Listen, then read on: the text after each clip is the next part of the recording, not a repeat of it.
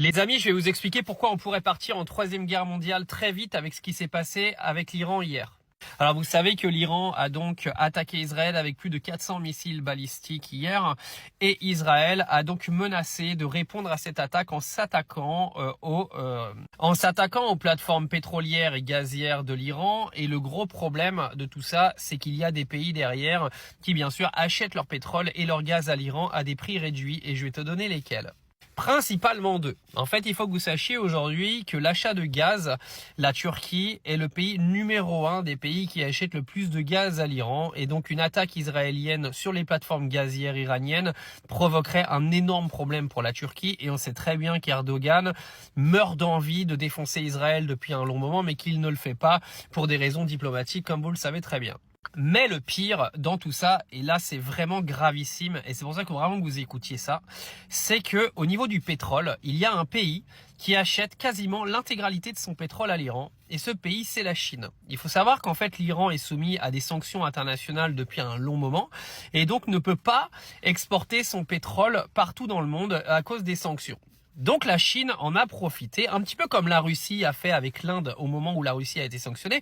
Donc la Chine en a profité pour dire à l'Iran, nous on va acheter votre pétrole, mais vous nous faites un prix. Donc l'Iran a fait un prix à la Chine, et aujourd'hui la Chine importe 80 à 90% de son pétrole depuis l'Iran.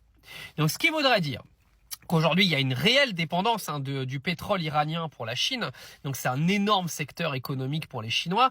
Que si Israël s'attaquait aux plateformes pétrolières iraniennes, ça provoquerait un énorme problème économique pour la Chine. Et ne croyez absolument pas que la Chine va laisser faire. Parce que quand vous vous attaquez à des civils, etc., ils en ont rien à cirer. Par contre, quand vous commencez à vous attaquer à leurs économies, là, ça chie des bulles. Et je peux vous dire que si Israël s'amuse à attaquer les plateformes pétrolières et gazières iraniennes à cause de ce qui s'est passé hier, on pourrait partir définitivement dans une troisième guerre mondiale.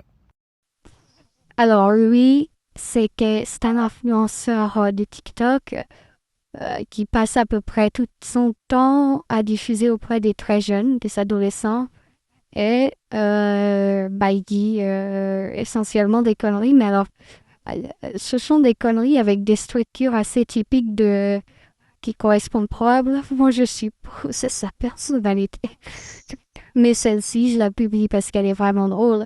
Le mec, il est en train de vous expliquer, du haut de son prix Nobel de géopolitique, des choses d'ailleurs tout à fait vraies, hein, auxquelles aurait pu complètement oublier de penser Israël.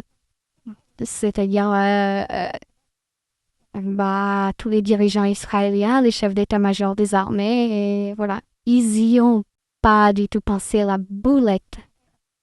La boulette, c'est vrai, oh là là, c'est ballot, hein. C'est ballot. Donc voilà, il vous explique que l'eau mouille en vous expliquant que les dirigeants israéliens sont pas au courant, en fait. Voilà, tous les dirigeants d'ailleurs d'un pays lambda, c'est pas parce que c'est Israël.